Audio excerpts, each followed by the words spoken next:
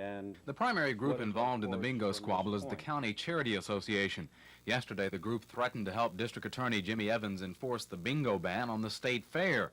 Earlier this year, Evans' enforcement of the ban stopped the Charity Association from using bingo to raise charity donations. But now, State Fair Executive Vice President and General Manager William Lynn reacted. I'm sure that those people are doing exactly what they think is right and in their best interests. I would like to make it clear that we have no plans for bingo at the fair. We have had bingo through the years, and people have enjoyed it. But when the district attorney, Mr. Jimmy Evans, decided to stop bingo in Montgomery County, we dropped our plans to have bingo at the fair. But yesterday, Charity Association Chairman Dale Cranfield implied there was more than bingo that fell into the lottery or game of chance category. The matter of whether what we have there is determined by the local law enforcement officials. And they come out and inspect our fair at the beginning. They continue to inspect it throughout the week. And if there's anything they don't like, whatever, we close it down immediately and make no effort to restore it. The fair is scheduled to open Monday, October 19th. Chris Grimshaw, WSFA TV News. Getting in touch with Mr. Evans and saying we'd like you personally. At $82,000, that's 76%. There are three divisions in this group. Jimmy Rouse's division has 7, but we're real pleased with the progress of Group 1 firms today.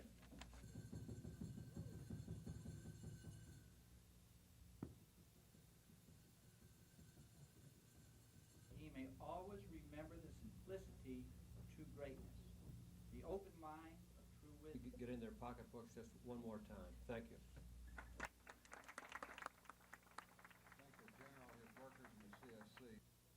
He comes through the door, right? Okay, check going on. Okay, that's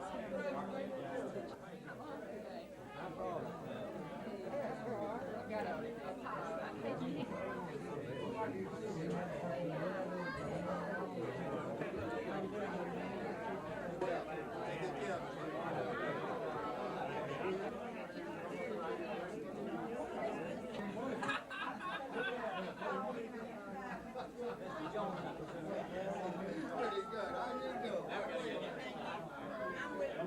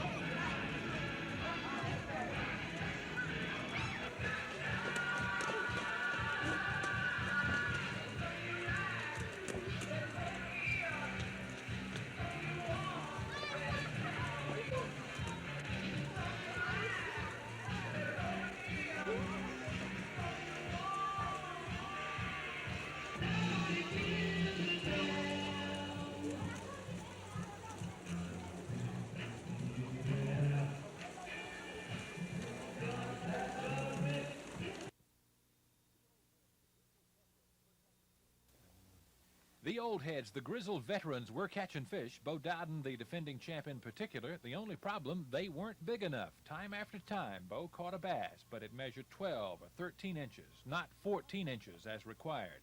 At the end of the day, he had only 2 small bass. Roland Martin did no better. Basil Bacon even worse. Almost none of the pre-tourney favorites weighed in a nice string of bass at the well-attended weigh-in. It was left for a 21-year-old rookie to do the heavy fishing today. Stanley Mitchell of Fitzgerald, Georgia, whose dad was in the audience, brought in one of just 2 7-fish limits. One of his bass weighed 5 pounds 9 ounces, giving Stanley the first day lead of 15 pounds 5 ounces and $1,000 for the biggest bass. When'd you get the big one, Stan? 9 o'clock this morning. Same pattern, same bait? Same pattern, and yeah, I think I've got about 6, 7 different places on one pattern that's holding up real good right now. I just hope they stay there the next 2 days. Did you catch a lot of fish? Did you get to call some? Well, no, I just caught 7 keepers, but I caught about 10 or 15 more that wasn't keepers. It was, you know, anywhere from 12 to 13 inches, but they just wouldn't make 14 inches. Think you can limit again tomorrow? I just don't know. It's according to when fish move. If they don't move, I can. The other limit was caught by Alabamian Jack Chancellor of Phoenix City. His total 12 pounds 8 ounces, over 3 pounds under the leader. One pattern? No, it's 2 patterns.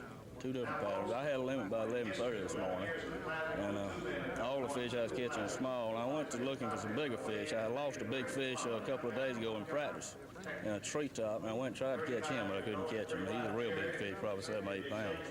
But I'm going to try to get him tomorrow, too. So, after day 1, it's Mitchell in the lead. Jack Chancellor of Phoenix City, 3 pounds back in second place. Harold Allen of Batesville, Mississippi, standing third. Two-time winner Rick Clunn is fourth, and Ken Cook of Elgin, Oklahoma is fifth after the first day. The sign on the door tells part of the story. The shots are no longer free. This year they cost $5 each, and not many clinics are offering the shots this year.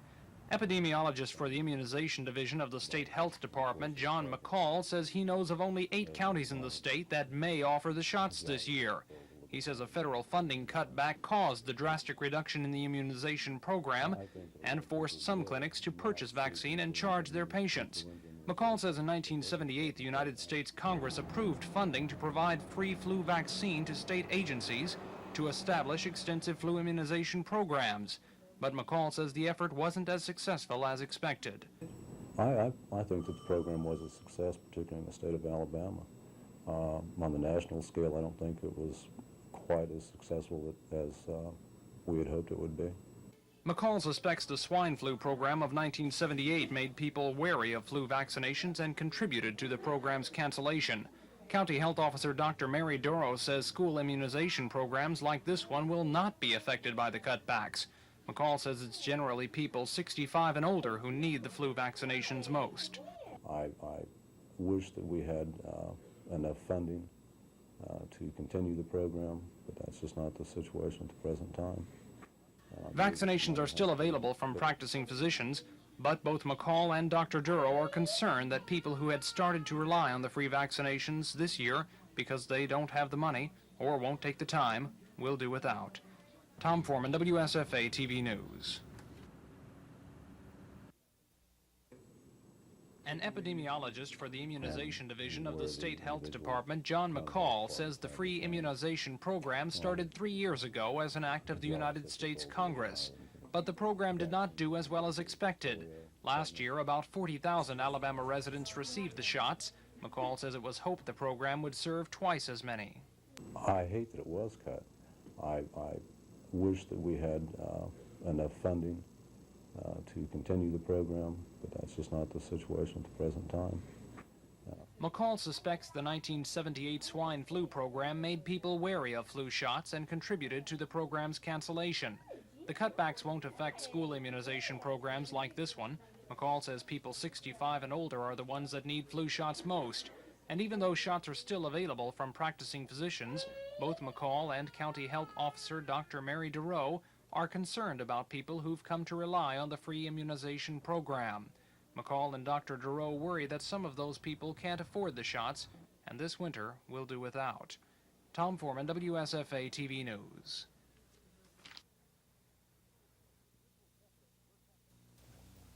The old heads, the grizzled veterans, were catching fish. Bo Dowden, the defending champ in particular. The only problem, they weren't big enough. Time after time, Bo caught a bass, but it measured 12 or 13 inches, not 14 inches as required. At the end of the day, he had only 2 small bass. Roland Martin did no better. Basil Bacon even worse. Almost none of the pre-tourney favorites weighed in a nice string of bass at the well-attended weigh-in. It was left for a 21-year-old rookie to do the heavy fishing today. Stanley Mitchell of Fitzgerald, Georgia, whose dad was in the audience, brought in one of just 2 7-fish limits. One of his bass weighed 5 pounds 9 ounces, giving Stanley the first day lead of 15 pounds 5 ounces and $1,000 for the biggest bass. When'd you get the big one, Stan? 9 o'clock this morning. Same pattern, same bait? Same pattern, and yeah, I think I've got about 6, 7 different places on one pattern that's holding up real good right now. I just hope they stay there the next 2 days. Did you catch a lot of fish? Did you get to call some? Well, no, I just caught 7 keepers, but I caught about 10 or 15 more that wasn't keepers. It was, you know, anywhere from 12 to 13 inches, but they just wouldn't make 14 inches. Think you can limit again tomorrow? I just don't know. It's according to a fish move. If they don't move, I can. The other limit was caught by Alabamian Jack Chancellor of Phoenix City. His total 12 pounds 8 ounces, over 3 pounds under the leader. One pattern? No, it's 2 patterns. 2 different patterns. I had a limit by 11:30 this morning, and all the fish I was catching are small. I went to looking for some bigger fish. I lost a big fish a couple of days ago in practice in a treetop, and I went and tried to catch him, but I couldn't catch him. He's a real big fish, probably 7 or 8 pounds. But I'm going to try to get him tomorrow, too. So, after day 1, it's Mitchell in the lead. Jack Chancellor of Phoenix City, 3 pounds back in second place. Harold Allen of Batesville, Mississippi, standing third. 2-time winner Rick Clunn is fourth, and Ken Cook of Elgin, Oklahoma is fifth after the first day. The competition has been held once every 2 years since 1977, when the 187th team finished fourth. Since then, they've been moving up in the ranking. In 1979, they finished second overall and later represented the United States in NATO competition.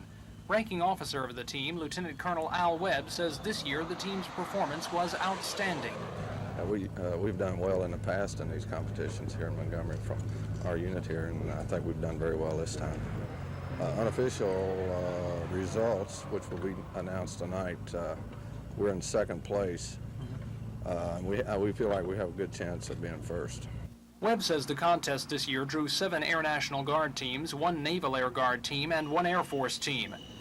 In competition, the teams are given a limited time to fly and photograph designated targets, then return and develop the film. The teams are then judged on the quality of those reconnaissance photos. Webb says the 187th team had a very good day Thursday, the last day of competition, but it'll be tomorrow morning before team members will know if the last day's performance was good enough to move them from second to first place, making them what one Air Guard official calls the best air reconnaissance team in the nation. Tom Foreman, WSFA TV News.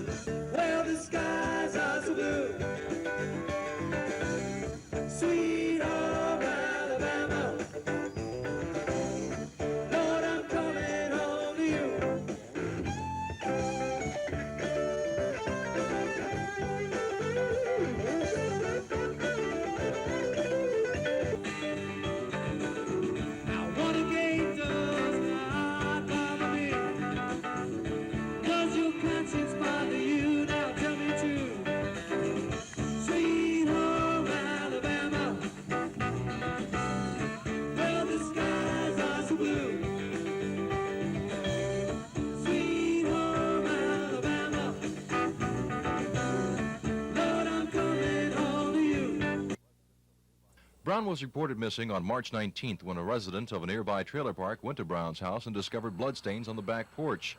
Lee County Sheriff Herman Chapman says Brown's house was a horrible sight. We found blood on the back porch, on the steps, in the kitchen, and drag marks with blood in it out off of the steps to some tracks where a vehicle had been parked.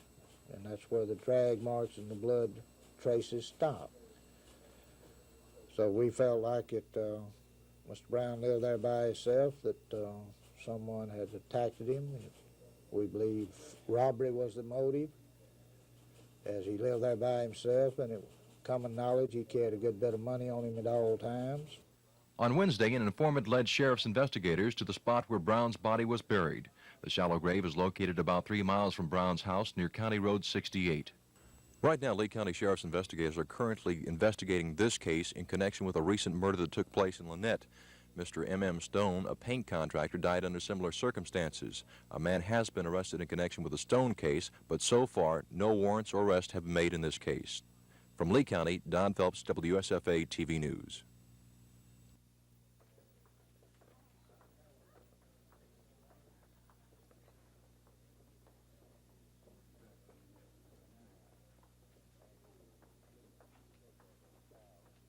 After the complete checkup of the child was done and the brain scans and tests were ran, we found that the child had bleeding from the brain, had bleeding from the eye retinal, and had a large skull fracture.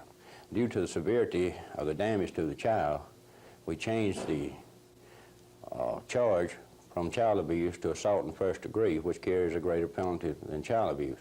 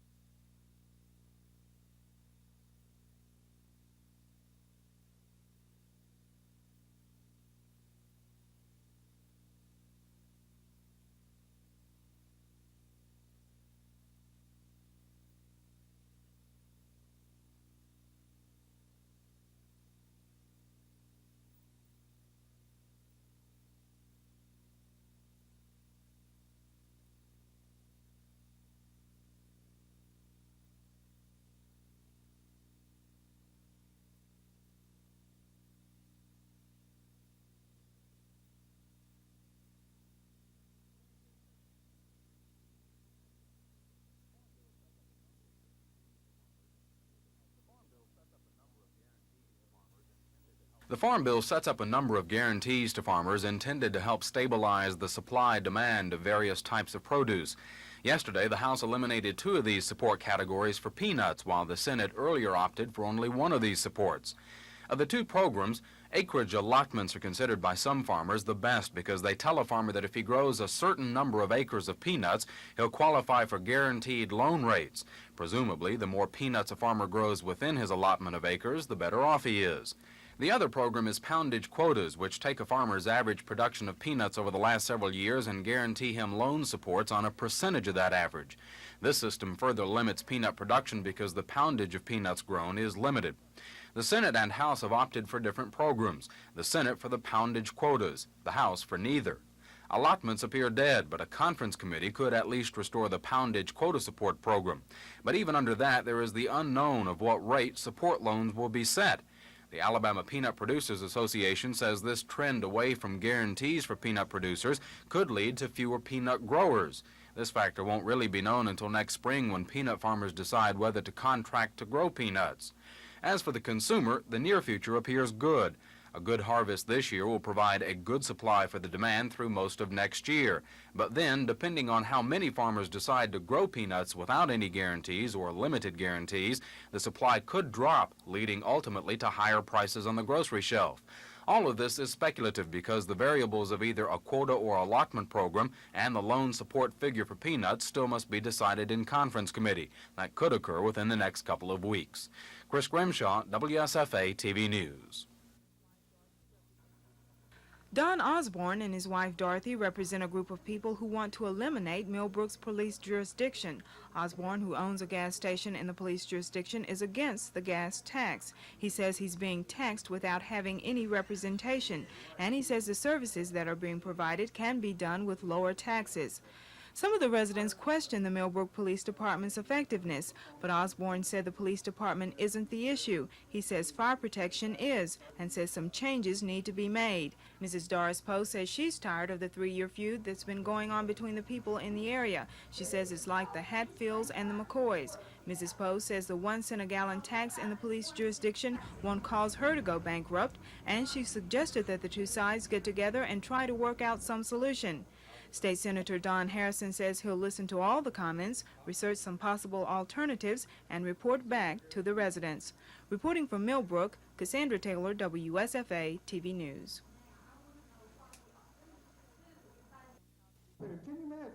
Gaston gave several pointers on how to become a successful businessman. The patriarch of black businessmen in Alabama started the Booker T. Washington Insurance Company in 1923, and now he owns a number of companies with total assets in excess of $35 million. Gaston says one of the first things a prospective businessman should do is stay within his class. I stayed in my class. Don't get out of your class. Lots of folks, you know, they get their rights, they try to ride in a Cadillac car when they ought to be pushing a wheelbarrow. Stay in your class until you get to the place you're qualified to do it. I drive a Cadillac now, yeah, I can hold.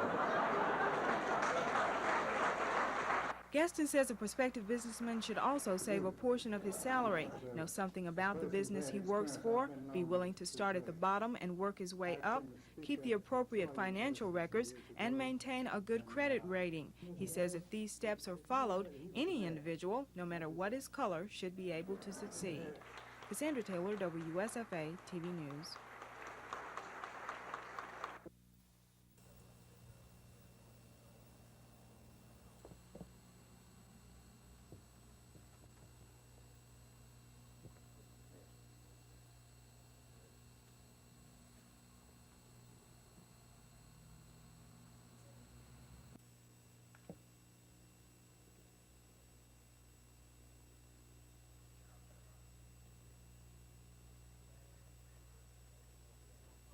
Mr. Stone, who was murdered up there, the paint contractor, he was sliced and stabbed several times with a sharp instrument. And there could be a possibility of the same people being involved, and we are checking into that possibility.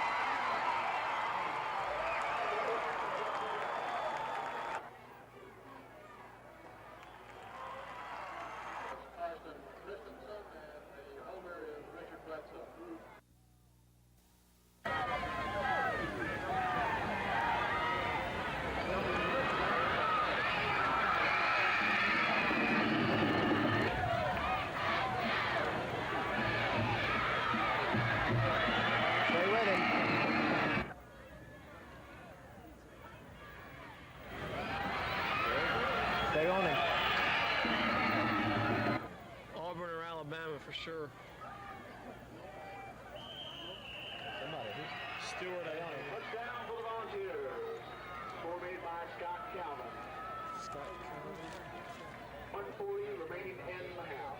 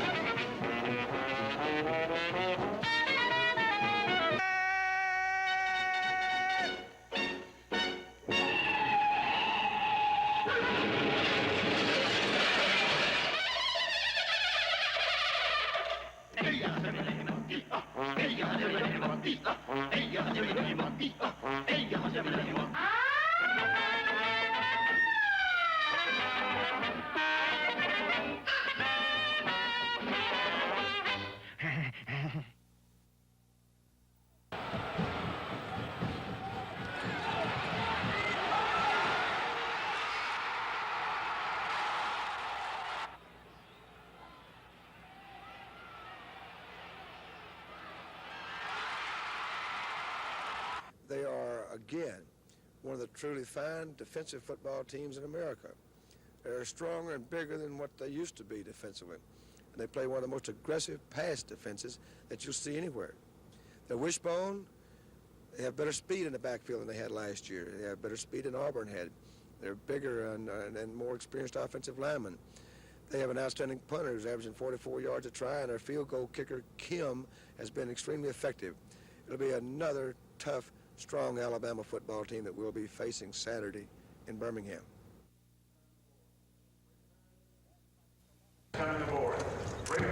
Bass Classic 11 will be a last-day shootout between at least 4 fishermen and perhaps more. 21-year-old Stanley Mitchell, the youngest guy in the tournament, managed only 4 fish today. His lead is still 3 pounds, but several others are in the chase now. I had 1 at 11, and then I caught 3 more from 11 to 2. Getting nervous? A little bit. That first 4 hours is kind of tough there. Huh? Yes, it was. I was scared I was just going to have that 1. Well, you know, just catching fish now is the important thing. You just got to bring in a few, huh? Yeah, sure. I got to do well again tomorrow. Harold Allen, third yesterday, moved into second place with 19 pounds for the 2 days. Well, like I told you yesterday, I'm in a pretty tight little place, and I had company in there today before I got there. But I just had to change my fishing, and I still caught a few. Yeah, if people would just leave it alone, you know, I could catch 4 or 5, maybe a limit tomorrow.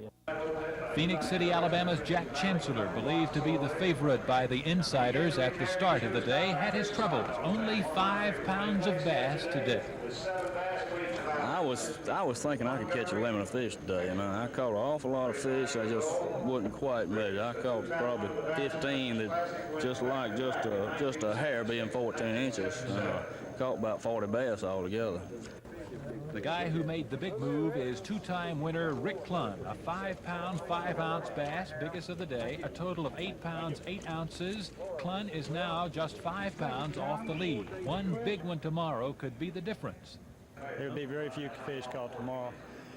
Somebody's going to have to do what I do. They're going to have a big fish with 2 or 3 others, and they'll win it. But they got to have 1 big fish in there. Yeah, that's going to be the make or break to the winner here. There's going to be a lot of upset stomachs between now and tomorrow morning. Only one more day, and probably one of the 4 will take home $40,000 and all the prestige of being the Bassmasters champion. This is Phil Snow reporting.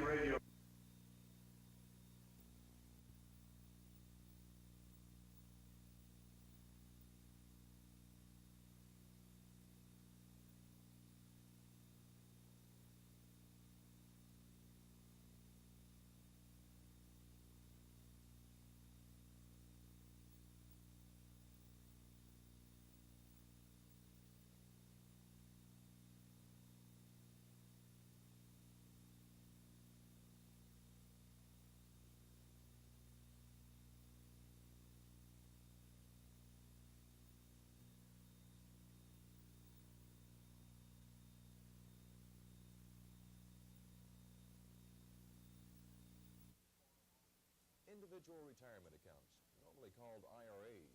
They were developed for employees who didn't have retirement plans for their companies. But on January the 1st, everyone who holds down a job can open an IRA. Congress passed the new laws this year to allow everyone with earned income a chance to take advantage of IRAs. There are many new changes with retirement accounts, and Kay Dillard, Vice President and Savings Officer with First Alabama Bank, briefly outlines what an IRA account is. This is to help people when they retire to have an additional maybe income. It is not taxable until such time as they begin the withdrawal from this account. So hopefully at retirement they will be in a lower income bracket. And you know, this should be helpful of course during the years because it is deductible from their gross income, the amount that they contribute to their account during the year. money what they contribute to the account. That's right. Okay, so although you will be taxed on the money when you receive your paycheck, you can't go back at the end of the year and file that as part of your deductions on your income tax return, lowering your income. That's right. That's right. And then it's not taxable until you withdraw it from the account. In my next report, we'll find out just what an IRA account can mean for a retirement benefit. Don Phelps, WSFA TV News. At one time, IRA accounts paid a fixed rate of 8% on your investment into the plan, but now some of the different investments with IRA accounts pay nearly 16%. Kay Dillard, Vice President and Savings Officer with First Alabama Bank, says that some of the old IRA account customers are taking the heavy penalties with early withdrawal from the plan and investing the money into the new IRA notes. A time deposit open account is earning 8%. They can invest in the 2.5-year certificate of deposit, which is currently paying 15.95%. If they have a rollover account, they can invest into the 6-month money market certificate, which is currently 14.468. Now there is going to be a new instrument created in December, which will be an 18-month deposit. This will be, as I understand it, either a floating rate or a fixed rate instrument. But what does all the different plans and notes mean in real money when you retire? If you deposit the maximum of $2,000 a year and you receive 12% return on the investment, most of the notes are paying currently higher rates than the 12% now. But if you make the maximum deposit every year, in 20 years, your account will be worth $173,000. And over the next 10 years, your account will jump by more than $425,000. On my next report, we'll take a look at how much you need to deposit in your account on a monthly basis. Don Phelps, WSFA TV News. The body in the grave was identified yesterday afternoon, and Lee County Sheriff Herman Chapman says robbery is suspected as the motive for Brown's murder. Chapman says Brown was apparently robbed and murdered inside his house in the Beulah community about 15 miles north of Opelika, then dragged out the back door and loaded into a car to be taken to the burial site. Chapman says his office has been questioning a man arrested in Atlanta October 7th. Eddie Lee Tucker is charged in the March 18th death of Lynette painting contractor M.M. Stone. Stone was robbed and his throat was cut when he went to a Lynette home to look into a painting contract. Chapman says Brown's murder was similar to Stone's. We found a large amount of blood which indicated that his jugular veins had been cut on his throat, and we found a trachea tube that he had that he thought with a voice box. It was in the pool of blood. It indicated a sharp instrument had been used on his body. Chapman says, however, it was not Tucker who led investigators to the gravesite of Brown, but a police informant. Chapman says an arrest is expected soon, but no charges or warrants have been filed in connection with Brown's murder. Tom Foreman, WSFA TV News. Well, to compare something to being a POW would be like you would take a dog and put him in a pen and feed him about a half a meal a day for about 40 months and let him bathe about once every 30 days, and you get a fairly good idea. You have to even compare it to a human being, because people can't really rationalize one human being treating another one that way.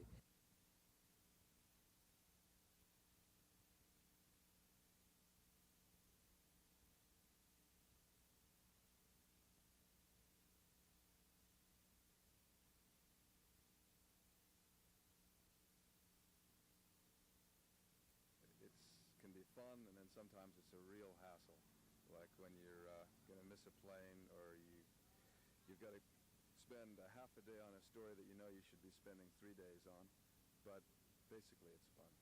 Tell us about the real people in America. The real people or the surreal people? We've met a lot of both. We've met some really, really interesting, and I guess the polite word would be eccentric people. And then we've met people like we did here in Montgomery, Alabama, who are genuine heroes for the country, and although they don't consider themselves that. And so we meet all kinds.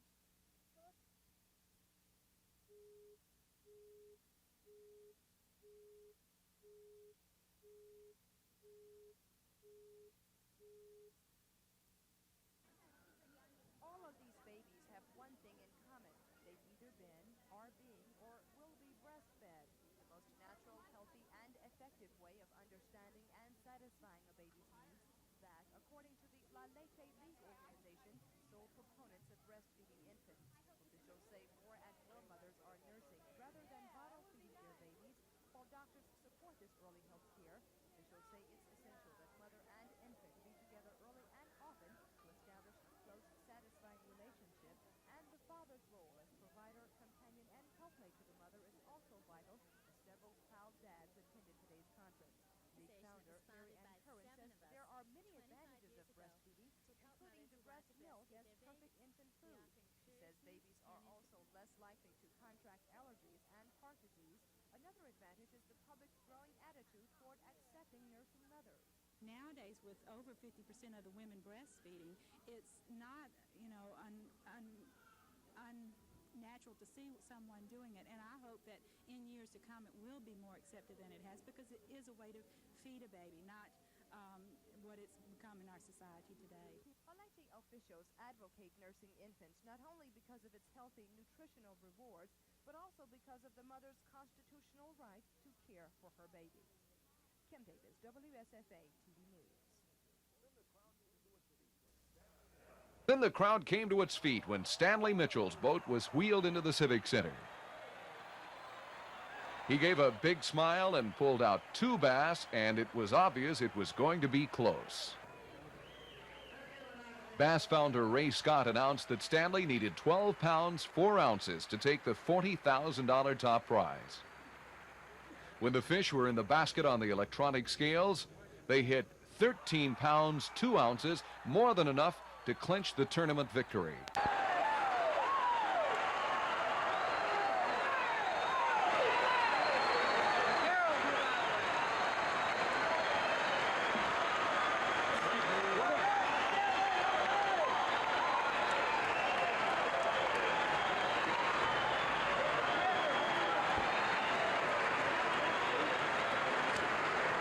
When did you catch the first one this morning? What were you using? I caught him about 5 minutes after we'd started, and caught him on a crankbait, about a 4-pounder. What about the big one? Caught him at, my press partner said 158 on a crankbait. Did you do anything different this time than you did the first and second day? No, sir, I stuck with the same game plan. I fished the same way all 3 days. What way was that? How did you fish this place? I fished the old sandbars where the old river channel used to be. It flooded, and the water was about 5 foot deep on top of the riverbank, and I was fishing, pulling it off the top of the riverbank, pulling the crankbait off and pulling them off, and when it come off the old riverbank, that's when they'd hit it. This makes Mitchell the youngest winner in the Bass Classic World Championship history, with a total for 3 days of bass fishing, 35 pounds and 2 ounces. I'm Bob Howell, WSFA TV News at the Montgomery Civic Center. Lee County Sheriff Herman Chapman suspects robbery was the motive behind Brown's murder. Chapman says Brown was apparently robbed and killed inside his home in the Beulah community. Chapman says Brown's body was then apparently dragged out of the house onto the back porch, where it was loaded into a car and taken to a secluded gravesite about 3 miles away. On March 18th, the day before Brown was reported missing, a Lynette painting contractor, M.M. Stone, was robbed and his throat was cut when he went to a Lynette home to look into a painting contract. Chapman says his office has been questioning Eddie Lee Tucker, who was arrested in Atlanta October 7th and is charged with Stone's death. Chapman says Brown's murder was similar to Stone's. We found a large amount of blood which indicated that his jugular veins had been cut on his throat, and we found a trachea tube that he took with a voice box. It was in the pool of blood. It indicated a sharp instrument had been used on his body. But Chapman says it was not Tucker who led police to Brown's grave. Rather, it was a police informant. Chapman says no charges or warrants have yet been filed in the murder of Cecil Brown. Tom Foreman, WSFA TV News. When the fishermen hit the water this morning, it was obvious that the pressure was on this 21-year-old man from Fitzgerald, Georgia. He'd led the first 2 days of the World Championship tournament, but some veterans were closing the gap. Harold Allen of Batesville, Mississippi was only 3 pounds behind, and 2-time champ Rick Clunn was in third after 2 days. When the boats were wheeled into the Civic Center for the 3 p.m. weigh-in, it looked like Harold Allen may have pulled it out with 6 bass totaling 15 pounds and 3 ounces. That moved him into first place for the moment with a 3-day total of 34 pounds 3 ounces. Rick Clunn slipped badly with only 4 pounds 11 ounces. And Phoenix City's Jack Chancellor made his move with a limit of 7 bass weighing 11 pounds 10 ounces for a tournament total of 29 pounds. So it became a showdown between Allen and the young man from Georgia. Stanley Mitchell needed 12 pounds and 4 ounces to take the victory, and when his bass hit the scales, he had more than enough.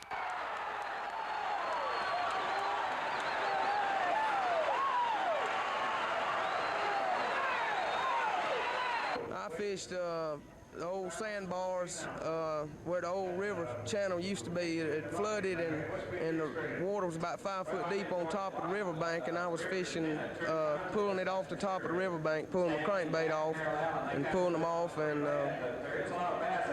when they come off the old riverbank, that's when they'd hit it. I was just lucky enough they was people fishing the same way I was, but they wasn't using the same bait. I think was a big difference. What was the brand name on that bait? It was Malay Bum. Mitchell's winnings for the tournament, $40,000 for first place and another $1,500 in bonuses.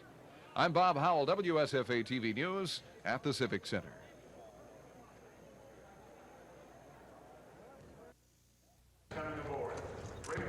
Bass Classic 11 will be a last-day shootout between at least 4 fishermen and perhaps more. 21-year-old Stanley Mitchell, the youngest guy in the tournament, managed only 4 fish today. His lead is still 3 pounds, but several others are in the chase now. I had 1 at 11, and then I caught 3 more from 11 to 2. Getting nervous? A little bit. That first 4 hours is kind of tough there. Yes, it was. I was scared I was just going to have that 1. Well, you know, just catching fish now is the important thing. You just got to bring in a few, huh? Yeah, sir. I got to do well again tomorrow. Harold Allen, third yesterday, moved into second place with 19 pounds for the 2 days. Well, like I told you yesterday, I'm in a pretty tight little place, and I had company in there today before I got there. But I just had to change my fishing, and I still caught a few. Yeah, if people would just leave it alone, you know, I could catch 4 or 5, maybe a limit tomorrow. Phoenix City, Alabama's Jack Chancellor, believed to be the favorite by the insiders at the start of the day, had his troubles. Only 5 pounds of bass today. I was thinking I could catch a limit of fish today, and I caught an awful lot of fish. I just wasn't quite ready. I caught probably 15 that just a hair being 14 inches. Caught about 40 bass altogether. The guy who made the big move is 2-time winner Rick Clunn, a 5-pound, 5-ounce bass, biggest of the day, a total of 8 pounds, 8 ounces. Clunn is now just 5 pounds off the lead. One big one tomorrow could be the difference. There will be very few fish caught tomorrow. Somebody's going to have do what I do. They're going to have a big fish with 2 or 3 others, and they'll win it. But they got to have 1 big fish in there. Yeah, that's going to be the make or break to the winner here. There's going to be a lot of upset stomachs between now and tomorrow morning. Only one more day, and probably one of the 4 will take home $40,000 and all the prestige of being the Bass Masters champion. This is Phil Snow reporting.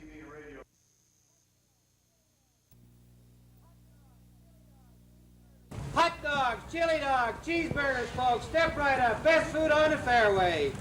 Everybody needs a Coke and a hot dog as you go down to the rides. State fair officials are expecting plenty of folks to step right up when the annual fair gates open tomorrow. Officials say this year's fair promises to be a week filled with entertainment of all kinds for all fair lovers.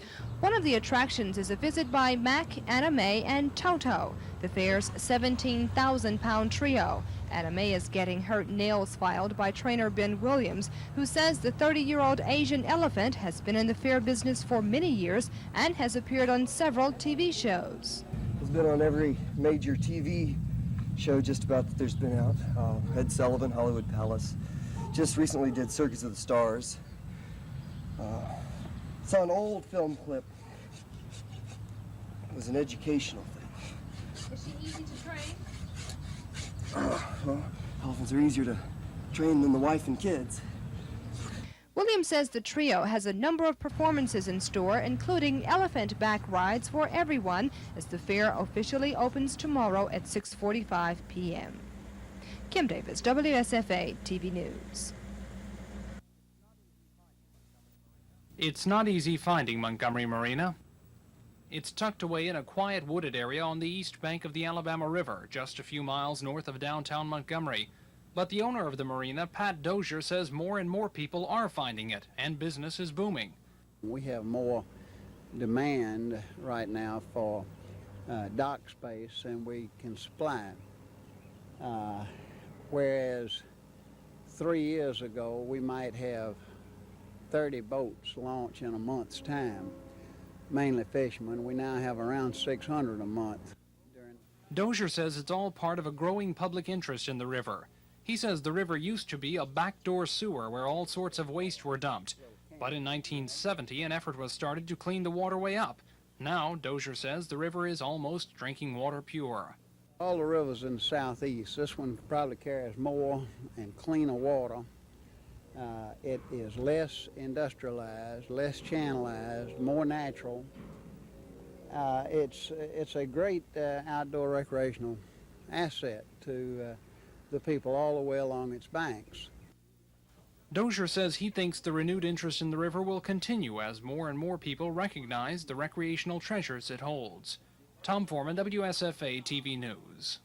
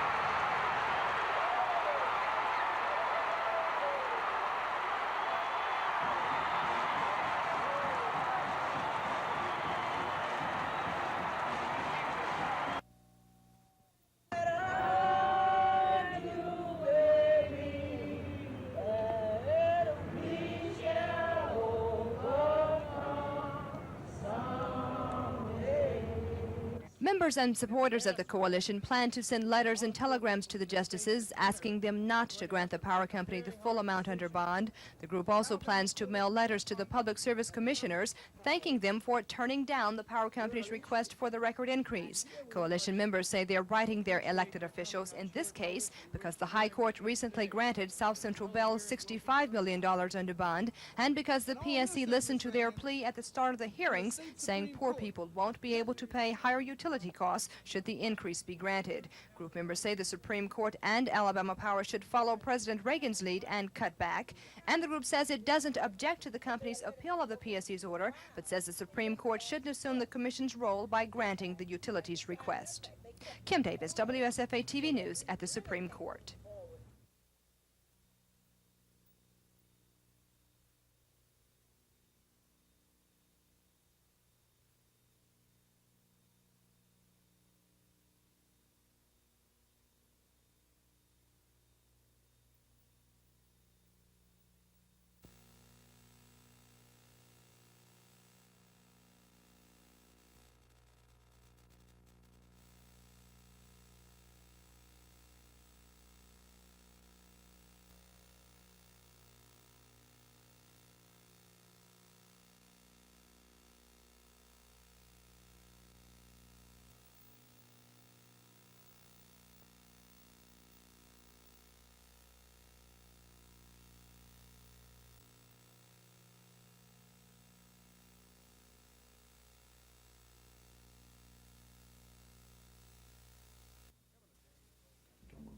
Governor James told an estimated 500 association executives about his ideas for the next special session of the legislature. His ideas include what he calls fundamental education reforms and a plan to invest $450 million in oil lease revenues. The governor's education reforms include measures to lock into law the testing of students and teachers and ranking school systems to show productivity. The governor says he also intends to offer legislation that would once again mandate phonics, an issue he calls close to his heart. The governor's education reforms also include providing the Alabama Commission on Higher Education with the authority to phase out any post-secondary program it considers unnecessary.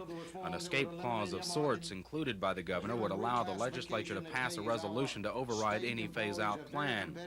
The governor also outlined his plan to invest the $450 million in oil lease revenues in U.S. Treasury notes. In turn, the governor says the state could float a bond issue that could be used for the construction of prison and mental health facilities, classrooms, and roads and bridges. There will be no operating costs. Remember, this is a one-time bonus. To allow one dime of this money to go into the operations of government would be a serious mistake because it won't be there next year. Every bit for assets. For the next 4 days, Governor James will take his plan to all parts of the state in hopes of generating local pressure on legislators to vote for the governor's plan and not that of any other legislator. Chris Grimshaw, WSFA TV News. The first rule of having an IRA account is not to put in too much money, the money you need to cover monthly expenses. It's better to put in too little than too much. Remember that the new maximum deposit beginning January the 1st is $2,000 a year. Kay Dillard, Vice President and Savings Officer with First Alabama Bank, says if you try to make an early withdrawal from the account, the penalties will be stiff. The penalty applied for early withdrawal on an individual retirement account would be the penalty applicable to premature withdrawal from the certificate. In addition to that, you must report this as ordinary income, and you also are required by Internal Revenue to pay approximately a 10% excise tax. So it can be quite costly if you withdraw it prior to maturity. You have to wait until age 59 and a half to withdraw the funds without penalty, and you have to start withdrawing the funds by age 70 and a half. An IRA account is not a perfect retirement plan, but it can serve as a good supplement in your golden years. Don Phelps, WSFA TV News.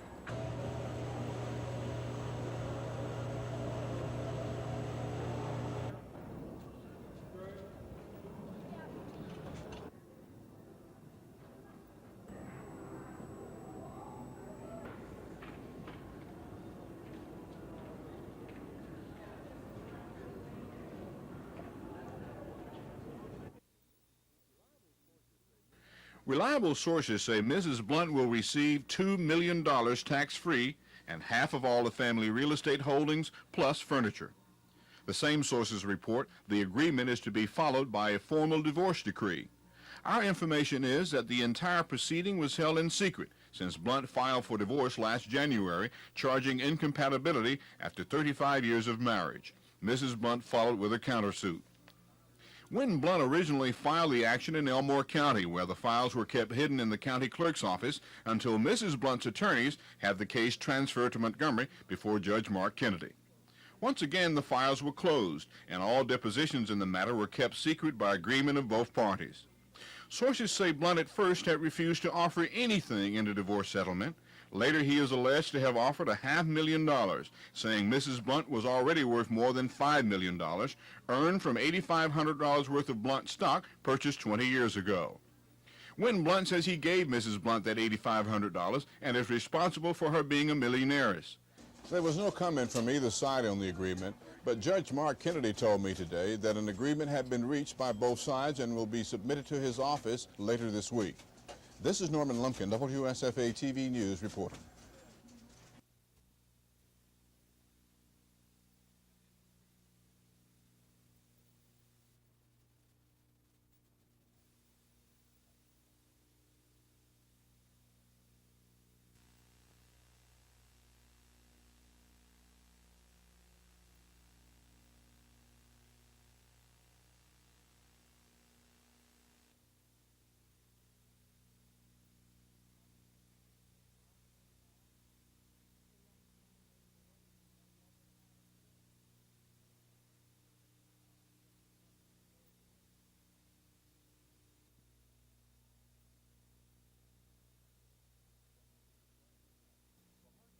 Communist country. The Hardins described the assassination as a nightmare. Mr. Hardin says Egypt is still in shock over the slaying of their leader, and it will be some time before the country will settle back into a normal routine.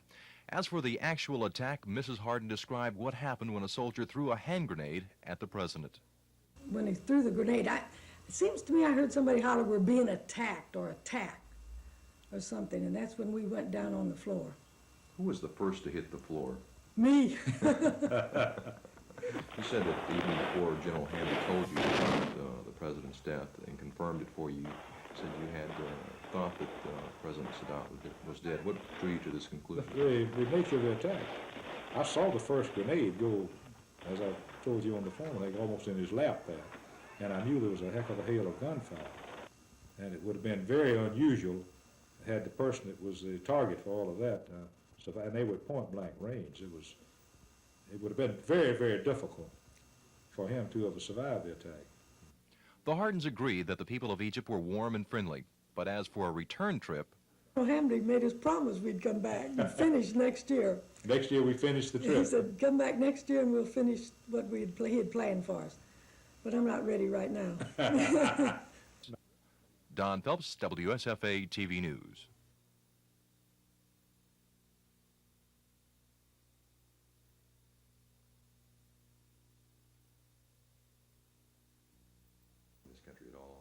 I got within 50 miles one time and I had to go through a special clearance. I was playing basketball, and she went to a communist rally. What was just your general impression of the country afterwards? Well, they were a shocked people. They loved their president, and I think they were in a terrible shock about it. Our friend was embarrassed that we had seen it, and he was hurt and shocked and very startled. I was going to mention that I sensed some feeling of embarrassment on that part, that this had happened in their country. They're a very patriotic group of people. They say they are very emotional, but I don't know whether that's exactly right or not. But I knew they had a great pride in country, and I believe that, as Dot says, there was a feeling of embarrassment, don't you? Mm-hmm. That this had happened, particularly that we were there, and that the world was going to be aware of what had happened. They were very, very cautious and very slow in their release of the news to the Egyptian people. How long did it take you to find out that actually President Sadat was dead? It was about 4 o'clock. No, it was later. When he came back that... No, it was 8 o'clock. Was it 8? Yeah. It was 8 o'clock that evening. Hamdi, of course, had to report right to duty. Tonight's meeting of the Lowndes citizens to fight deadly dumping differed from the previous two meetings. It focused more on the specific actions the citizens of Lowndes County might take to block construction of the waste facility, rather than the dangers of hazardous waste. One sign of the more direct approach to the problem was the presence of the organization's recently acquired attorney, Julian McPhillips of Montgomery. McPhillips outlined to the citizens what actions he has already taken to stop the proposed facility and promised to keep close watch on BFI to make sure no existing regulations governing hazardous waste are violated by the company. That if they abide by all these permit standards, regulations, conditions, requirements, and orders, they're not going to want to build this plant here. In fact, I'd say if anybody with Browning Ferris Industries or anyone associated with them had any common sense, they'd pack up their bags and go home right now. No! Above all, each speaker made it clear the fight in Lowndes County is far from over. Tom Foreman, WSFA TV News in Hayneville.